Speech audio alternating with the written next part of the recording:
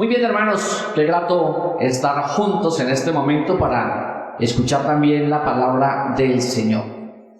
Y hoy vamos a tener un énfasis interesante que es propuestos para salvación. Propuestos para salvación.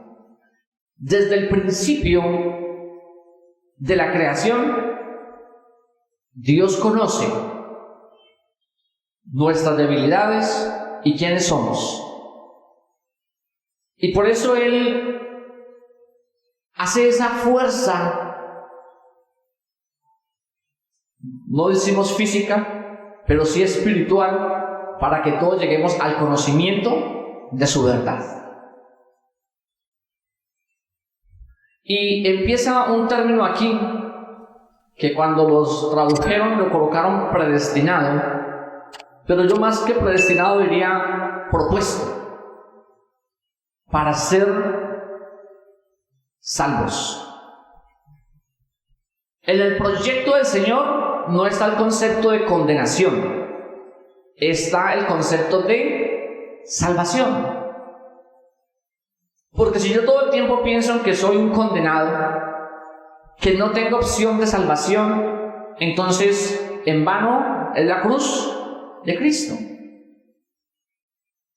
Cuando uno matricula a un niño al colegio o en un semestre al joven en la universidad, uno no lo matricula pensando que va a perder el año.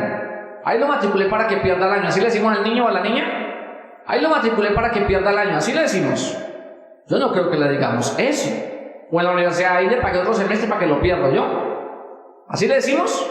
No. Nosotros matriculamos a un niño con la expectativa de que ese niño va a ir creciendo en conocimiento y va a pasar de un año a otro, o de un semestre a otro, si es un jovencito. Entonces el Señor no nos matriculó en esta vida para que nosotros nos perdamos. No sé si esa figura lo logramos captar todos de qué es lo que estamos diciendo. O sea, no nos matriculó en esta vida, no nos puso en esta vida para que nos perdamos, sino para que veamos la salvación. Entonces, viene una pregunta. Entonces, ¿cómo es la salvación? ¿Es progresiva? ¿Es estática? ¿Es dinámica? Entonces les tengo la respuesta. La salvación es dinámica, porque todos los días crecemos en salvación.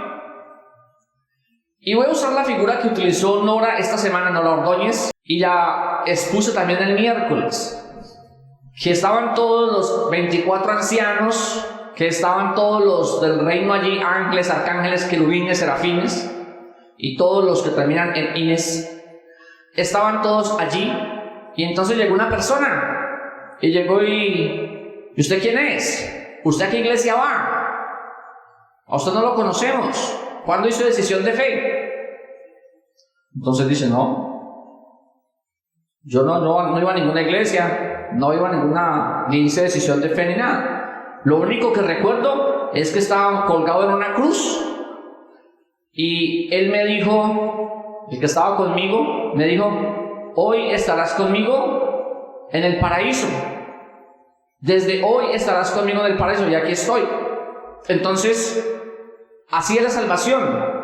Es espontánea, momentánea y de acción. Lo único que hizo ese hombre fue decirle a Jesús. ¿Alguien recuerda que le dijo a Jesús en la cruz? Le pidió perdón y se puso a paz con él.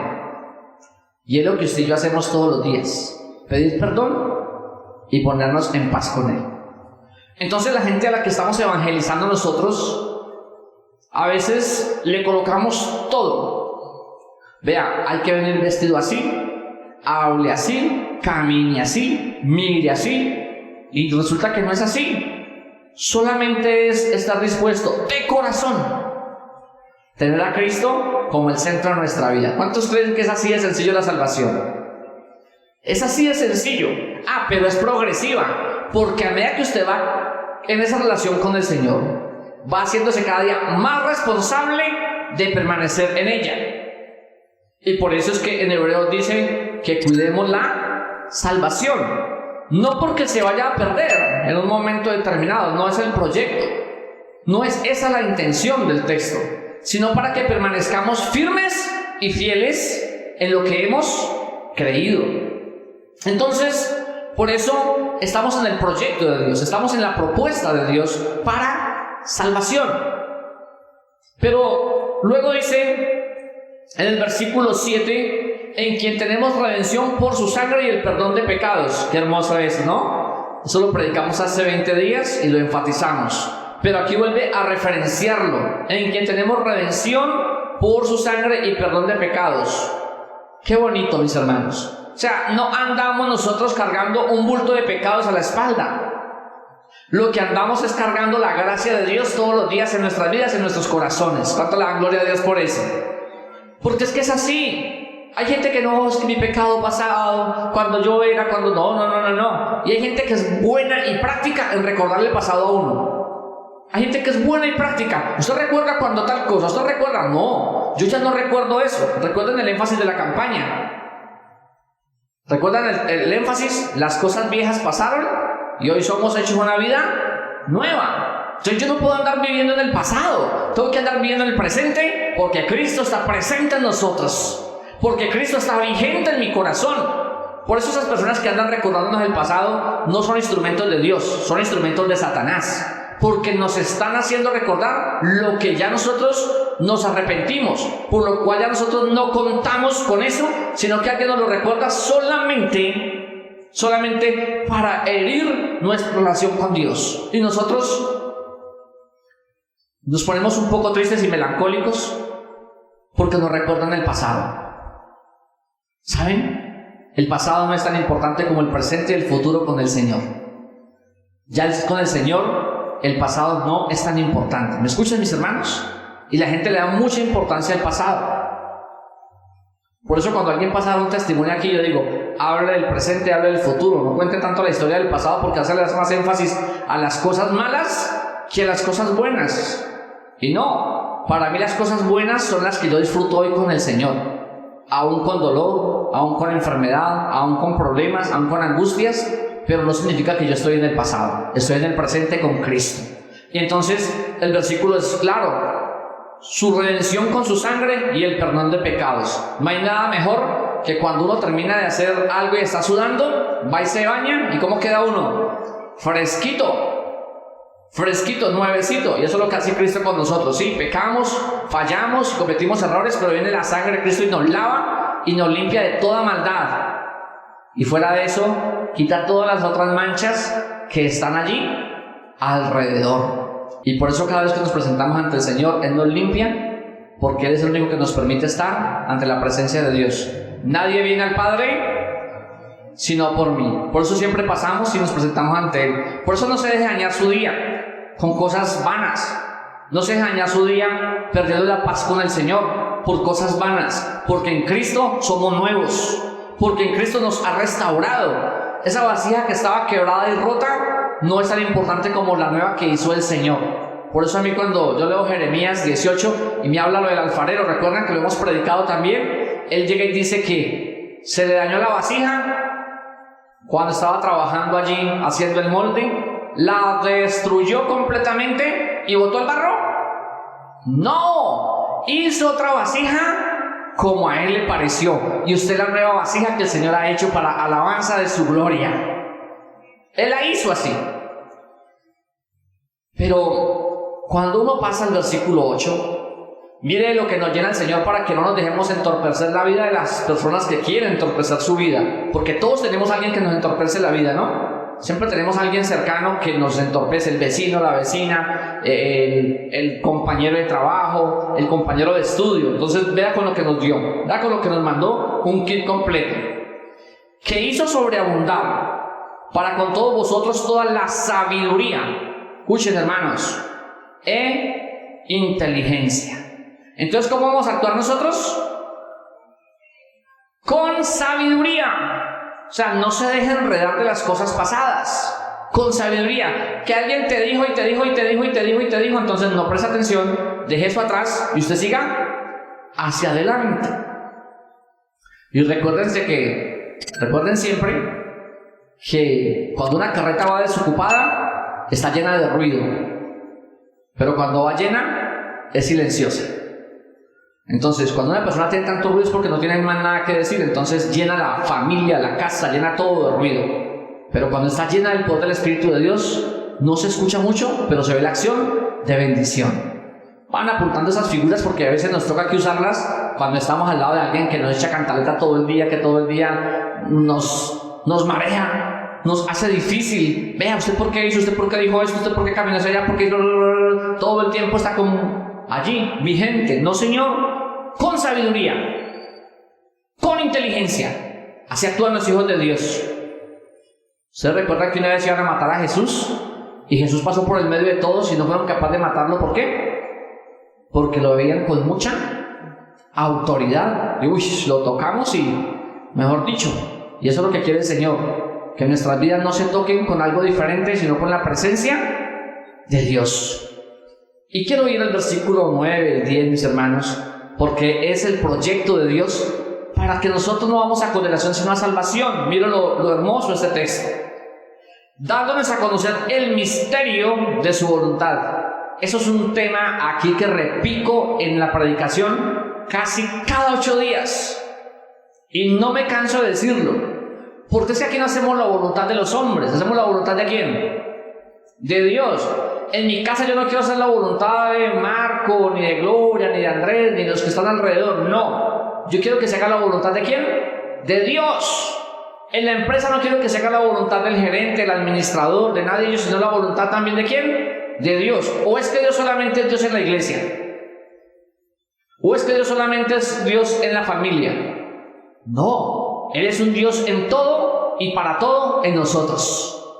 Entonces, metámonos en el misterio para conocer su voluntad. ¿Y dónde está ese misterio?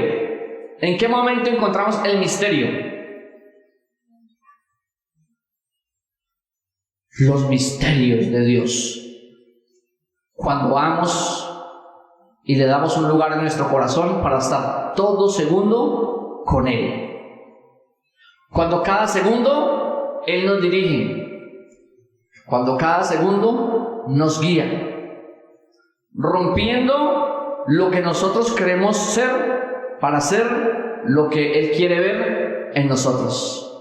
Difícil, ¿no? Porque no, yo voy porque voy. Esperen que yo voy porque voy. Y resulta que se presentan todos los imprevistos, porque Dios no quiere que usted vaya, que haga eso. Y Él quiere que usted aprenda a esperar, y yo aprenda a esperar en Él. Que aprendamos a esperar en Él. ¿Cuántos hemos hecho un plan y no ha salido, y después le damos gracias a Dios porque no lo hicimos? ¿Cuántos nos ha pasado eso? Uno con un plan, con un proyecto completo. Cuando uno dice, uy, y no fuimos, gracias a Dios no fuimos porque vean. ¿Sí? Pero el versículo dice claramente que el 9, dándonos a conocer el misterio de su voluntad. Pero luego dice en el versículo 10, de reunir todas las cosas en Cristo. Mis hermanos, cuando dice reunir todas las cosas en Cristo, ¿dónde está Cristo aquí? Dice que nosotros somos el cuerpo de ¿quién? ¿Y para qué lo reunió? ¿Para qué lo reunió? No lo reunió para exhibirlo. Lo reunió para que seamos unos verdaderos adoradores. Nos reunió para que todo lo que hagamos adore al Señor. A mí me gusta el Salmo 150 cuando dice, y todo lo que respira, alabe al Señor. ¿Cierto? ¿Lo han leído? Todo lo que respira, alabe al Señor. Entonces, todo lo que haga parte del cuerpo de Cristo debe de alabar al Señor. Para cumplir los tiempos, así los que están en el cielo como los que están en la tierra. Yo les hago una pregunta. ¿Dónde estamos nosotros ahora más? ¿En la tierra o en el cielo? Estamos más ahora en lo celestial, mis hermanos. Porque nuestra vida es ser más espiritual que terrenal. Ay, pastor, sí que me falta. No, a todos nos falta. A todos nos falta. Pero estamos en el proyecto, ¿no? Porque el proyecto es que no vamos a condenación, que vamos a salvación. Y como lo dije en un principio, no nos matricularon en esta carrera espiritual para ir a condenación. A mí me matricularon para que sea salvo y lleve a otros a la salvación. A eso me matricularon a mí aquí. Para eso me matricularon. No es que me matricularon fue por otra cosa. Entonces, está como en el lugar equivocado. Porque los que están aquí en la iglesia, estamos hechos para vivir bien, estar bien con Cristo, para conocer los misterios de Él y para tener la oportunidad de reunirnos con todo lo que Él preparó para la alabanza de su gloria. Y para que no se quedaran sueltas las cosas en este texto, en el versículo 10 dice: de reunir todas las cosas en Cristo en la dispensación del cumplimiento de los tiempos, así las que están en el cielo como las que están en la tierra. Cada vez que habla de cielo y tierra en la Biblia está diciendo que ocupa todo el mundo, ¿sí? Entonces, nombraron el agua, no está diciendo eso, está diciendo todo lo que hay alrededor. Pero el 11 dice: en él mismo tuvimos herencia, habiendo sido predestinados conforme al propósito del que hace todas las cosas según los designios de su voluntad, a fin de que seamos para la alabanza de su gloria, nosotros que primeramente esperábamos en Cristo. En él también vosotros, habiendo oído la palabra de verdad del evangelio, vuestra salvación, y habiendo creído en él, fuisteis. ¡Qué premio! Yo digo que ahí está una respuesta muy grande. Las instituciones educativas mandan a hacer un sello seco. Y entonces cuando uno entrega el documento, le coloca el sello seco. ¡Tas! ¿Y ese sello lo pueden borrar? ¡Ay! Ese sello parece el que se le coloca al ganado para marcarlo. Que le colocan eso y así le arrancan el pedazo a la vaca. Ahí le queda todavía en la carne, tenían que arrancarle la pata o algo así para que no se le viera. Pero sellos fuimos sellados así, mis hermanos. Nadie puede borrar ese sello que tiene Cristo en nuestros corazones a través del Espíritu Santo. Nadie puede borrarlo. Pero a veces el que trata de borrarlo somos nosotros, con nuestras actitudes, con nuestros pensamientos, con nuestras acciones. Vamos como colocándole ahí una pinturita para tratar de taparlo. No, mis hermanos, exhiban ese sello,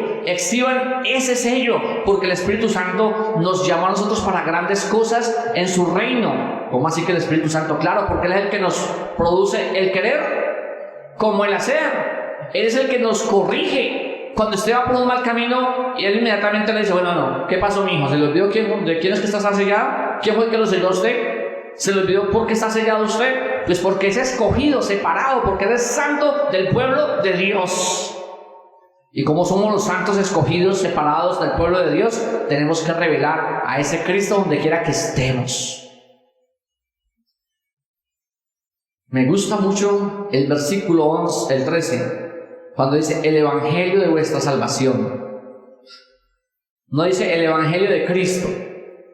No, dice el evangelio de la salvación. Y les voy a explicar por qué dice así Efesios.